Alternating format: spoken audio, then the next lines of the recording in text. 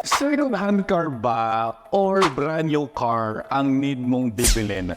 Tataka ka, brand new ba or second-hand? Ano bang mas lamang? Ano bang mas maganda?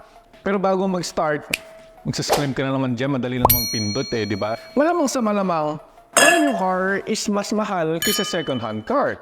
Kaya nga ba, second-hand na lang bibilin ko kasi mas mura. Now, Odo niya is less than 1,000 kilometers lang.